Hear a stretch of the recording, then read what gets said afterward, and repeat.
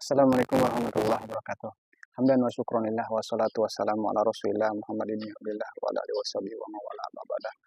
Alhamdulillah pada kali ini kita bisa berjumpa kembali di channel saya, channel Kang Endai. Mudah-mudahan kita semua yang melihat channel saya ini selalu diberikan kesehatan Allah Subhanahu wa taala dan setiap harinya terus meningkat dan terus meningkat dan terus menambah sehat dan terus tambah sehat. Ya teman-teman, amin ya rabbal alamin. Sebelumnya untuk melanjutkan nanti pembahasan masalah asam lambung dan anxiety psikosomatis, teman-teman silahkan like dan subscribe dulu channel ini agar saya bisa menjadi lebih semangat lagi untuk terus memberikan motivasi dan tips-tips terkait masalah asam lambung dan psikosomatis dan anxiety psikosomatis, teman-teman ya. Baik, sebelum membahas uh, uh, solusi untuk bagaimana agar lebih cepat penyembuhan di fase-fase di fase-fase pemulihan, teman-teman.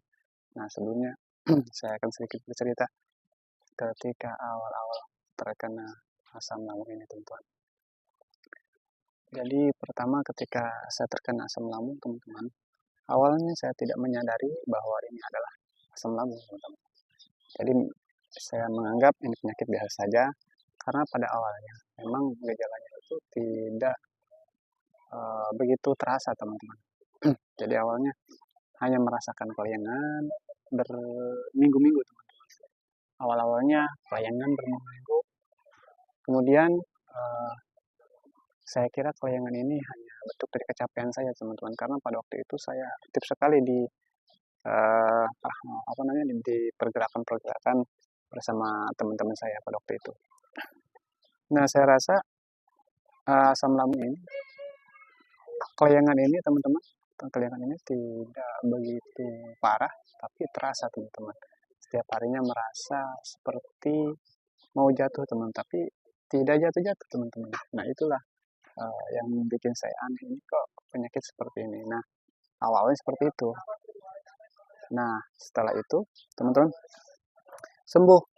Ketika 2 minggu itu sembuh, teman-teman.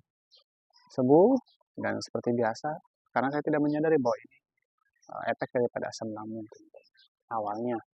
Nah, setelah itu, kemudian kelayangan lagi, teman-teman. Setelah itu kelayangan lagi, dan terus setelah beberapa hari. Nah, setelah itu saya pilek, teman-teman. Pileknya itu tidak cepat sembuh, teman-teman.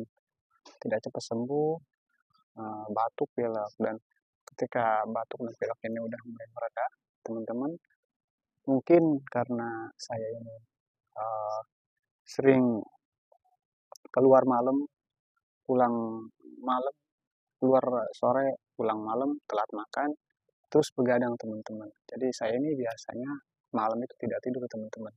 Tidur saya itu pagi-pagi jam 6 bangun jam 11 siang. Nah, mungkin itu kecapean, awal-awalnya mungkin kecapean, teman-teman.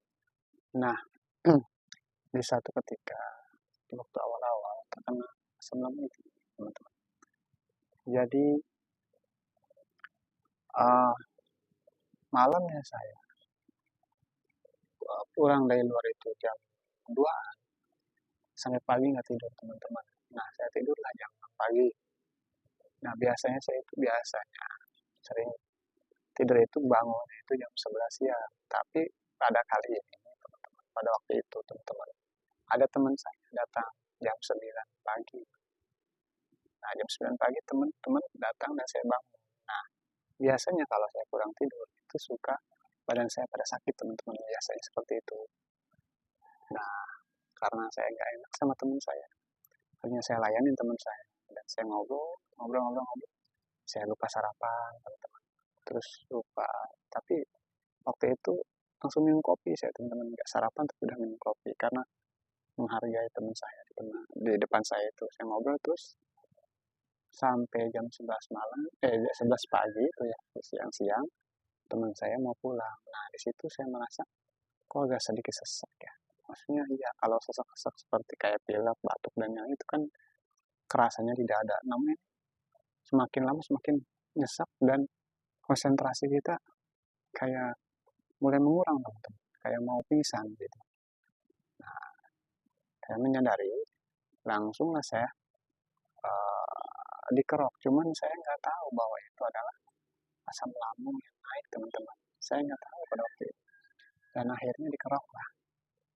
Dalam pikiran saya mungkin ini angin atau masuk angin atau apa, dikerok merah-merah, teman-teman. Tapi di situ karena saya takut, teman-teman, akhirnya saya cemas, badan saya lemas, teman-teman, kelayangan, terus di sini agak sedikit terasa beda, lemas, teman-teman ya. Terus dikerok. Nah, setelah dikerok, beberapa menit setelah dikerok, mungkin agak reda, teman-teman, nggak terlalu cemas. Tapi yang bikin saya bingung, ini kok sesaknya belum apa namanya, belum mereda secara 100%, teman-teman.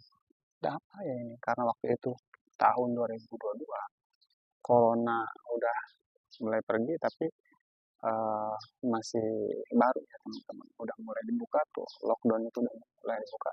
Ya masih baru. Nah, dipikirin saya takutnya karena corona, teman-teman. Nah, akhirnya saya berobat lah, periksa ke klinik, dan saya berobat, periksa ke klinik, dan diperiksa, dan kata dokternya banyakin minum, dikasih obat. Nah, setelah pulang, ya saya merasa lah mungkin sembuh lagi, pulih lagi, mungkin ini karena kecapean atau telat makanan yang lain. Ya, karena biasanya nggak apa-apa, teman-teman. Nah, setelah itu, teman-teman, setelah berobat, saya minum obatnya, teman-teman. Mungkin dalam obat ada antibiotik, teman-teman. Nah, saya juga nggak begitu menyadari. Saya anggapnya ini ya apalah, gejala tipes dan apalah yang berhubungan dengan lambung, gitu kan. Ya, saya minum obat, teman-teman. Ternyata efek dari obat tersebut ke lambung tidak nyaman, teman-teman. Tidak nyaman, dan akhirnya terasa panas sampai sini, teman-teman. Seperti kayak saraf-sarafnya itu kayak gimana ya, teman-teman, rasanya nggak enak lah intinya. Nah, disitulah, teman-teman, malamnya saya nggak bisa tidur. Bangun deh, karena ketika kita usik badan kita ke kanan dan ke kiri, itu terasa sakit di perut, teman-teman. Kayak gimana gitu rasanya. Tapi saya nggak sadar bahwa itu asam lambung, teman-teman. Nah, saya nggak minum obat tersebut, tapi saya rutinkan minum air cacing kalung waktu itu, karena saya pikir itu gejala tipes, teman-teman. Nah, setelah besoknya itu ya, saya nggak malamnya itu ya beli air cacing kalung dan minum aja dan tersebut, alhamdulillah tuh mending, teman-teman. Jadi si rasa panas di perut ini mulai turun, mulai mereda. Nah, saya anggap, nah, mudah-mudahan baikan gitu kan, karena ini biasanya seperti itu gitu kan, kalau panas di perut itu. Nah, selama 3 hari udah tuh agak sedikit baikan. Cuman lemes, kelayangannya masih ada, tapi saya anggap baikan karena memang dianggapnya biasa aja. Nah, setelah itu, teman-teman, selama 3 hari itu, setelah saya terkena selama 3 hari itu, karena memang saya udah ngejadwalin mau ke Pandeglang, teman-teman. Waktu itu sama teman saya mau ke Pandeglang, akhirnya berangkat. Karena saya anggap nggak apa-apa, teman-teman. Ke Pandeglang, karena jauh, kita nggak bawa bekal, akhirnya kita telat makan. Makan jam 2 atau biasanya kita makan jam 12 atau jam 11, ini makan kita jam 2, teman-teman. Nah, makan lah. Tapi di situ belum terasa begitu, apa ya, terasa benar-benar terasa. Cuman ada sensasi saya yang di lambung yang agak kurang nyaman, tapi saya anggap biasa aja, teman-teman. Nah, akhirnya pulang dari situ, saya kambuh lagi, teman-teman. Nangis badan lagi. Nah, mulai dari situ ada sensasi. Saya berobat lah, teman-teman. Berobat lagi. Saya minum obat. Baikan, tapi setelah obatnya habis, seperti itu lagi, teman-teman. Saya bingung harus bagaimana ya. Ini kok penyakit kok agak lama-lama gitu kan, semuanya. Nah, setelah itu, teman-teman, setelah itu saya menemukan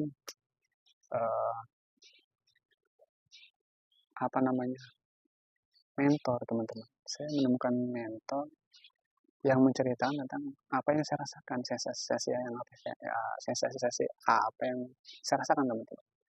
dan saya menyimak, dan ternyata benar teman-teman, sama seperti saya merasakan kasih sayang tersebut.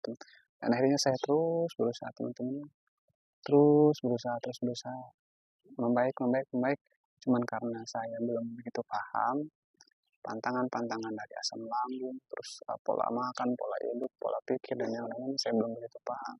Tapi saya tetap berjalan, saya terus menjalani itu semua teman-teman. Disitulah mulai membaik, dan membaik. Tapi nggak 100% teman-teman membaiknya. Kadang kambuh, kadang itu. Karena apa teman-teman? Ketika kita merasakan sensasi tersebut, pikiran kita kemana-mana teman-teman. Yang kita takutin itu pertama adalah dari jantung teman-teman. Takutnya ada penyakit jantung. Karena pada waktu itu teman-teman, itu banyak sekali tetangga saya atau di area saya itu yang meninggal, dan keluhannya seperti itu. Disitulah semakin panik kita teman-teman, semakin cemas, yang kita takutin seperti itu. Itulah cerita saya ketika awal-awal terkena asam lambung teman-teman. Bingung bagaimana ini cara menyembuhkannya teman-teman. Karena di area kita ini ya taunya penyakit lambung itu tipes, kayak gitu-gitulah. Paling seminggu 2 minggu sembuh gitu kan. Ini kok hampir sebulan, 2 bulan, 3 bulan sembuh teman-teman. Nah, mungkin di antara teman-teman semua ada yang sama seperti saya sensasinya. Seperti kayak sesek, panas sini, apalagi kelayangan. Terus kadang mata juga sedikit buram teman-teman, enggak cerah gitu kan ketika lihat, kayak buram, kayak lemas mata gitu kan. Terus ngantukan teman-teman, ngantukan. Nah, banyak sekali sensasi yang saya rasakan pada waktu itu. Nah, saya nggak sadarnya itu kok kenapa ya lambung kok kemana-mana rasanya gitu kan.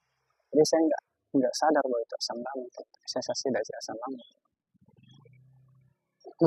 Dan akhirnya saya terus dan membaik, tapi ternyata masih aja gitu kan, karena kita nggak tahu bagaimana caranya untuk menangani itu semua teman-teman. Nah, ternyata teman-teman, solusi daripada asam lambung ini mudah teman-teman. Yaitu pertama, kita harus tahu dulu penyebab yang menyebabkan sensasi di lambung kita teman-teman. Yang kedua adalah mencari makanan yang nyaman di lambung kita selama kita dalam fase awal teman-teman. Yang ketiga adalah rutin olahraga teman-teman, banyakin air minum, pola pikir kita diubah, terus pola makan kita diatur teman-teman. Ternyata itu saja obatnya teman-teman. Tapi teman-teman, kita harus tetap konsisten dan sabar menjalani itu semua teman-teman, karena asam lambung, GERD, anxiety, psikosomatis ini butuh proses, dan prosesnya cukup lama teman-teman bagi orang yang belum paham. Tapi kalau sudah paham, insya Allah teman-teman tidak lama sensasinya dan penyembuhannya lebih cepat teman-teman. Cuman itu saja solusi daripada asam lambung ini teman-teman. Tapi di samping kita terus melakukan terapi-terapi tersebut, kita juga harus sabar dan banyak bersyukur teman-teman, karena penyakit asam lambung ini yang membuat kita semakin lama sembuhnya teman-teman, itu bukan dari lambungnya ataupun dari makanan teman-teman, tapi dari sini, dari pola pikir kita teman-teman. Karena kecemasan, pikiran kita kemana-mana, dan akhirnya yang tadinya sensasinya kecil, tapi seolah terasa besar banget, teman-teman. Begitu teman-teman. Nah, ada fase-fasenya teman-teman. Ketika kita terkena asam lambung itu ada fase-fasenya. Jadi fase awal, fase pemulihan. Nah, fase-fase inilah teman-teman, kita harus tahu dulu kita ada di fase yang mana. Apakah kita masih di fase awal atau di fase penyembuhan atau pemulihan. Jadi di fase awal ini, teman-teman, ciri-cirinya adalah perut kita masih terasa panas, masih terasa sakit, masih terasa eh, terasa yang begitu terasa, teman-teman. Nah, itu fase-fase awal. Jadi fase-fase awal ini, teman-teman, yang masuk ke perut kita itu fase awal. Nah, caranya adalah untuk menyembuhkan fase-fase awal ini, teman-teman. Boleh kita mengikuti santer, boleh juga dengan herbal yang sifatnya itu untuk mengobati radang di area lambung. Contohnya, teman-teman, bisa dengan kunyit, kunyit bisa dengan uh, air tajin, bisa dengan bahasa kitanya itu aci, itu apa aci itu ya, pakai air hangat sedikit, ya aduk diminum agar bisa menutupi lambung tersebut, teman-teman, agar si proses radang dan luka di lambung kita ini bisa cepat membaik, teman-teman. Nah, bisa semuanya itu, bisa mau pakai apa, intinya kita obatin dulu kalau kayak lambung. Nah, itu tidak lama sebenarnya, teman-teman, untuk mengobati lambung sebenarnya tidak lama, antara sebulan 2 bulan sembuh, insyaallah, teman-teman. Di lambung kita itu sebenarnya kalau kitanya tahu caranya dan tidak salah makan pada pas awal tersebut. Nah, yang bikin lama itu adalah fase penyembuhan, teman-teman. Ketika lambung kita sudah sembuh, teman-teman, nah nanti ada sensasi-sensasi yang mengiringi itu semua, teman-teman. Itulah nanti yang bisa membuat pikiran kita kemana-mana, teman-teman. Nah, di fase inilah kayak lingkaran setan, teman-teman. Semakin kita mengikuti si sensasi tersebut, maka penyakit ini atau gangguan ini akan terasa lama, teman-teman.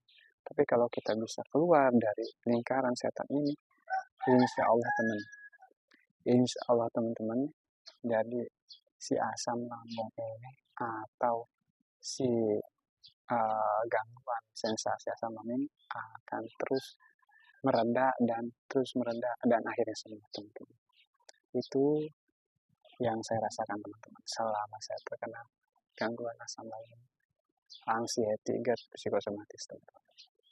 Nah, jadi teman-teman, karena waktu kita terbatas, teman-teman, nanti saya akan terus uh, menyampaikan banyak sekali, teman-teman, terkait pengalaman saya terkena asam lambung, teman-teman. Nah, mungkin untuk awalan ini saya uh, jelaskan itu saja dulu, teman-teman, dan silahkan teman-teman like, komen, dan subscribe, teman-teman. Di situ nanti teman-teman bisa memberikan pertanyaan dan yang lain di komen tersebut agar saya bisa membahas mana dulu yang harus saya bahas, teman-teman. Baik, teman-teman, bila mana ada kata-kata yang salah, saya mohon maaf. Wallahul muwaffiq ila aqwamit thoriq. Assalamualaikum warahmatullahi wabarakatuh.